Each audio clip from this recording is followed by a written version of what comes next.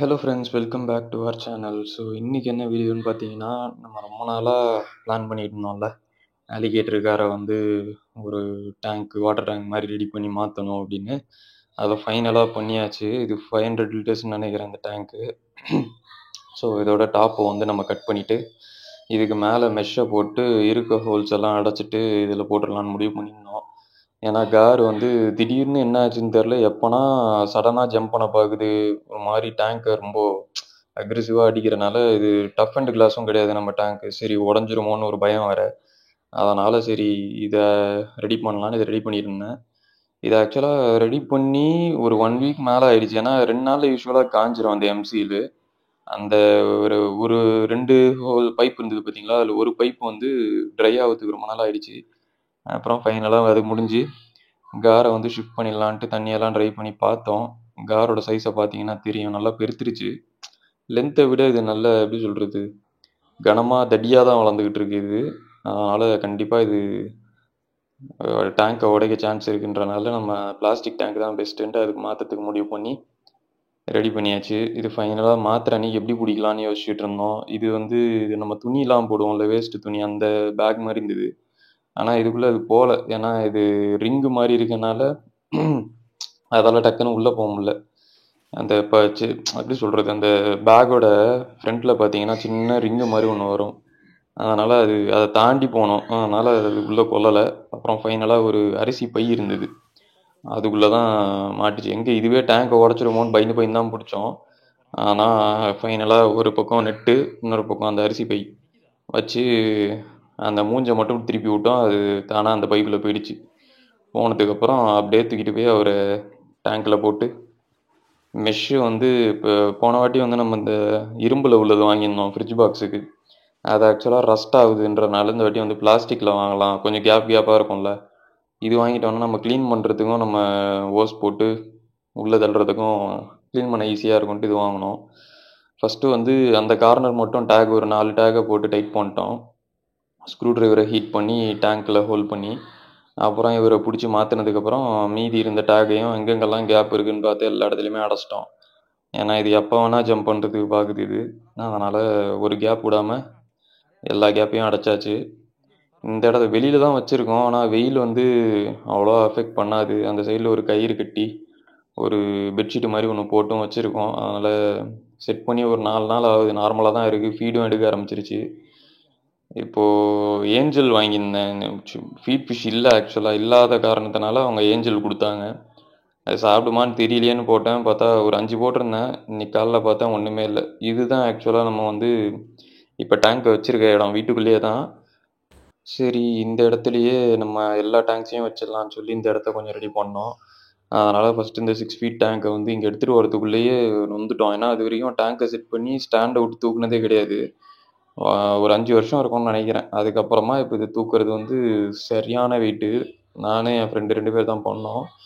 டேங்கை ஃபஸ்ட்டு தூக்கிட்டு கீழே வச்சுட்டு அதுக்கப்புறமா ஸ்டாண்ட் எடுத்துகிட்டு போயிட்டு ஃபஸ்ட்டு ஸ்டாண்டை வந்து இந்த கார்னரில் ஸ்டாண்டை வந்து ஃபஸ்ட்டு செட் பண்ணிட்டோம். அதுக்கப்புறமா டேங்க் எப்படியோ மூவ் பண்ணி அதில் செட் பண்ணி டேங்கை உரங்கட்டியாச்சு. இதெல்லாம் நம்மளோட பழைய டேங்க்கு. இந்த டாப்பு தான் ரொம்ப மோசமாக இருக்குது. ஆக்சுவலாக 6 ஃபீட் டேங்க்குக்கு வந்து இந்த டாப்பு போடாமல் அக்வாரியம்லலாம் கிளாஸ் வச்சு சும்மா மூடி வச்சுருப்பாங்க பார்த்தீங்களா, 8M அந்த மாதிரி. அந்த மாதிரி வைக்கலான்னு ஆசை. ஆனால் இது எங்கே, இந்த அரோனா எகிரி குதிச்சே ஒரு வழி பண்ணிடும் கிளாஸை கீழே தள்ளி. அதனால் நம்ம வந்து இந்த பழைய டாப்பை தான் போட்டாகணும், இந்த உட்டன் டாப்பு. அது பார்க்கவே நல்லா இல்லை. ஆனால் என்ன பண்ணுறது, அதான் போட்டாகணும். இது நம்ம கோரா வந்து இந்த வீடியோவில் பார்க்கறதுக்கு அப்படி தெரியுது, ஆனால் உண்மையாகவே நல்லா வளர்ந்துருச்சு. இது இந்த டேங்க் கிளீனரை வந்து தூக்கி நம்ம 6 ஃபீட் டேங்க்கில் இப்போதைக்கு அரோனா மாத்திரை வரைக்கும் போட்டு வைக்கலான்னு இருக்கேன், க்ளீன் பண்ணிவிட்டு. ஸோ கார் வந்து ஓகே, இது இப்போது செட் ஆயிடுச்சு. இது இந்த இந்த சைஸ் இந்த டேங்க்கில் எப்போ இது வந்து நல்ல சைஸுக்கு வருதோ அதுக்கடுத்து அவருக்கு நெக்ஸ்ட்டு ஸ்பாட் எப்படி ரெடி பண்ணலான்றதை பார்க்கலாம். அது வரைக்கும் இங்கேயே இருக்கட்டும்னு சொல்லி அங்கே நம்ம செட் பண்ணிட்டோம். ஆக்சுவலாக இதை பற்றி நான் வீடியோ போடவே மறந்துட்டேன். அதாவது எடுத்தேன், ஆனால் நம்ம போட முடியல. பாக்கு 2 வாங்கியிருந்தோம், அதில் 1 காலி. ஆக்சுவலாக இதுக்கு ஆக்சிஜன் தேவையா இல்லையா அப்படின்றது, இந்த ஏர் பம்ப் தேவையா இல்லையான்றது வந்து கமெண்ட்டில் சொல்லுங்கள் இந்த பக்கு ஃபிஷ்ஷுக்கு. ஏன்னா அது ஒரு 4 நாள் ஆகுது மோட்ரு போட்டு. அது பாட்டுக்கு நார்மலாக தான் இருக்குது. 1 மட்டும் தான் இறந்து போச்சு. இது நல்லா இருக்குது. இதை வந்து தனியாக வைக்கணுன்றதுக்காக தான் அந்த பழைய சின்ன டேங்க்கெல்லாம் எடுத்து க்ளீன் பண்ணிகிட்டு இருந்தேன். ஸோ 6 ஃபீட் டேங்க் வந்து க்ளீன் பண்ணியாச்சு. இந்த இதெல்லாம் ரொம்ப போகாது, இந்த பிளாக்ல இருக்கிறதெல்லாம் அதெல்லாம் ஆசிட் போட்டு தான் கழுவணும். சரி இப்போ உடனே ஃபிஷ் விட போகிறதுனால அவ்வளோவெல்லாம் க்ளீன் பண்ணல. டஸ்ட்டு மற்றபடி எவ்வளோ தேய்க்க முடியுமோ தேய்ச்சி எடுத்தாச்சு. இந்த இடத்துல வந்து இந்த நேராக இருக்குது பார்த்தீங்களா, இங்கே வந்து ஆக்சுவலாக 4 ஃபீட் டேங்க் வைக்கலான்னு தான் பார்த்துருந்தேன். நம்ம இப்போ ரீசெண்டாக வாங்கி இந்த டேங்க் அரோனாக்கு வச்சுருக்கோம்ல. ஆனால் அது அங்கே கொள்ளாது போல். அதனால் அங்கே என்ன பண்ணுறது, இந்த பக்கம் எப்படி சொல்கிறது, நேராக பார்த்த மாதிரி வைக்காமல் வாலை ஒட்டி ரைட் சைடில் இருந்த வாலை ஒட்டி வைக்கிற மாதிரி தான் இருக்கும் போல்.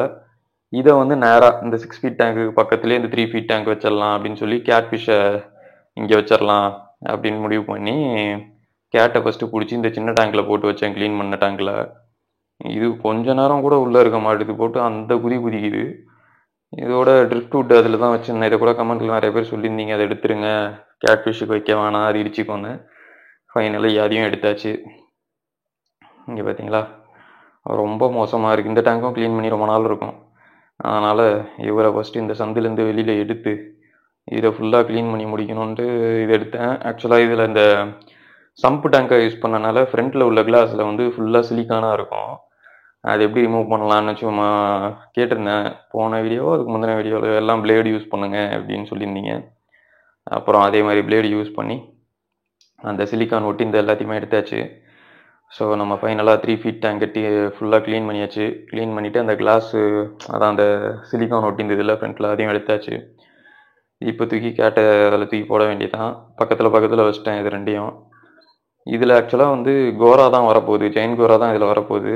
நம்ம அரோனா வச்சுருக்கோம்ல 4 ஃபீட் டேங்க், அதில் வந்து நம்ம கேட்ஃபிஷ் தான் போட போகிறோம். ஏன்னா 6 ஃபீட்டுக்கு இப்போ அரோனா வர போகிறனால அதை இன்னும் மாற்றலை. ஏன்னா அரோனாவுக்கு மட்டும் அக்வேரியம்லேருந்து தான் ஆள் கூப்பிட்ருக்கேன். எப்போவுமே போன வாட்டி வந்தாங்கல்ல, டேங்க் செஞ்சாங்கல்ல, அவங்களே தான் வந்து மாற்றுவாங்க. நான் நிறைய வீடியோஸ் இப்போ யூடியூப்பில் கூட சில சேனல் தான் பார்ப்பேன், ட்ரான்ஸ்ஃபர் பண்ணுற வீடியோ போட்டிருப்பாங்க. அதில் இப்போ அவர் பேர், அந்த யூடியூப் சேனல் பேர் தெரில, அவர் கூட போட்டிருந்தார், இந்த மாதிரி துணியை வச்சு தான் பிடிச்சோம், அது சீலிங் ஹைட்டுக்கு எகிரி செம்ம அடி டேமேஜ் ஆயிடுச்சு அப்படின்ட்டு புலம்பிட்டு இருந்தார். அது வந்து எப்போவுமே நேக்காக அந்த அக்வேரியம்லேருந்து ஆளை கூப்பிட்டு பிடிச்சாதான் உண்டு.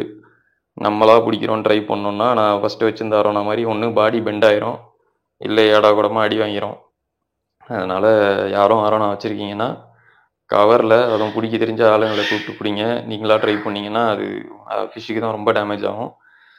அனுபவப்பட்டனால சொல்கிறேன். அப்புறம் ஸோ இதில் வந்து நம்ம தண்ணி ஏற்றிட்டு இந்த ஃபில்டரை போட்டு வச்சுட்டு நம்ம ப்ளெக்கோவை தூக்கி இதில் போட்டுடலாம் அப்படின்னு முடிவு பண்ணி ஒரு நாள் இதில் கிடக்கட்டும் அப்படின்னு சொல்லி தான் இதுக்கு தண்ணி ஏற்ற பார்த்தேன். ஸோ டாப் இதுக்கு இதில் தான் இருக்குது. அரோனா ட்ரான்ஸ்ஃபர் பண்ணதுக்கப்புறமா டாப்பை போட்டுருவோம். இதில் வந்து நம்ம கேட்ஃபிஷ் ஓகே, இதுக்கு மேலே அவரால் இதுக்குள்ளே இருக்க முடியாது, ரொம்ப எகிரிட்டே கிடந்தது. ஸோ இவரை தூக்கி இந்த 3 ஃபீட் டேங்க்கில் இப்போதைக்கு போட்டு வைப்போம். ஏன்னா அரோனா மாற்றினதுக்கப்புறமா தான் நம்ம 4 ஃபீட் டேங்க்குக்கு இவரை மாற்றிட்டு ஜெயின் கோரா இதில் மாற்ற முடியும். ஸோ ஜெயின் கோரா வந்து நான் வீடியோ ஸ்டார்டிங்கில் காமிச்சிருந்தேன் பார்த்தீங்களா, எவ்வளோ தெளிவாக வெள்ளையாக அழகாக இருந்தது. ஒரே நாள் தான் அந்த பூனை அந்த பக்கம் போச்சு. அது என்ன வேலை பண்ணிச்சுன்னு தெரில, ரெக்கை வால் எல்லாமே ஒரே ரத்தக்கரை மாதிரி இருக்குது இப்போ அடி வாங்கி. அதனால் அவரை தூக்கி இப்போ ஃபஸ்ட்டு ஒரு டேங்க் காமிச்சேன் பார்த்தீங்களா, அதில் தான் போட்டு வச்சுருக்கேன். ஏன்னா அரோனா மாற்றுறதுக்கு வந்து இன்றைக்கி தான் வராங்க. இன்றைக்கி அவரை மாற்றினா தான் நம்ம அந்த 4 ஃபீட் டேங்க்கையும் வெளில எடுத்து இங்கே செட் பண்ண முடியும். செட் பண்ணிட்டா அவ்வளோதான். இங்கே மொத்தமாக எத்தனை ஃபிஷ்ஷஸ் இருக்கும் பார்த்தீங்கன்னா, ரெட் டெயிலு, பாக்கு, ஜெயின் கோரா, சில்வர் அரோனா, இந்த 4மே இந்த ஒரே இடத்துல இருக்கும். அப்புறம் வெளியில் பார்த்தீங்கன்னா ப்ளெக்கோ, நம்ம டேங்க் கிளீனரும் அலிகேட்டர் காரும் தனியாக வச்சுருக்கோம். ஸோ இந்த பவுலு மிச்சமாக இருக்கும். இன்னொரு டேங்க் ஒன்று, சின்ன டேங்க் வந்து 2 அடி டேங்க்கு மிச்சமாக இருக்கும். ஸோ ஏஞ்சல் வந்து நேற்று வாங்கியிருந்தேன், எங்கே போட்டு வைக்கிறேன்னு தெரியாமல் அரோனாகிட்ட தான் போட்டேன். அரோனா எப்படியும் அதை சாப்பிடல, ஏன்னா கொஞ்சம் ஏஞ்சலுக்கு வந்து முள் இருக்கும் பார்த்தீங்களா மேலேயும் கீழேயும், அதனால் என்னவோ சாப்பிட்லன்னு நினைக்கிறேன்.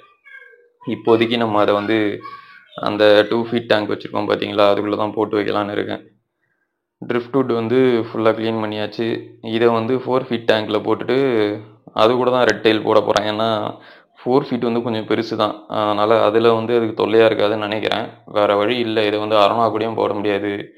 ஜெயின் கோரா கூட சரி, அது ஏற்கனவே வளர்ந்துருச்சு, அது வேணாம் தொல்லையாக இருக்கும்ட்டு அதில் போடல நான். ஸோ ப்ளெக்கோ வந்து தண்ணி ஏற்றிட்டு உள்ளே தூக்கி போட்டு வச்சாச்சு இப்போது. ஸோ ப்ளெக்கோ உள்ளே போட்டுட்டு ஃபில்டரை போட்டு வச்சாச்சு. இப்போ ஏஞ்சல் நான் சொல்லியிருந்தேன் பார்த்தீங்களா வாங்கியிருந்தேன்னு, இதை வந்து அரோனாவுக்கு தான் போட்டு வச்சுருக்கேன். ப்ளஸ் அலிகேட்டர் காருக்கு போட்டேன், அதுவும் காலி. இதோ இருக்குது பார்த்தீங்களா, இந்த பூனை ஏதோ வேலை பார்த்துருச்சுன்னல, அதனால தான் ரெக்கையெல்லாம் ஃபுல்லாக அடி வாங்கி கிடக்குது. இதுக்கு அக்வாரியம்லேருந்து வரவங்கள்ட்டயே மெடிசன் கேட்டிருக்கேன். இந்த அக்வா கியூர்னு நினைக்கிறேன், அது போடுவாங்கன்னு நினைக்கிறேன்.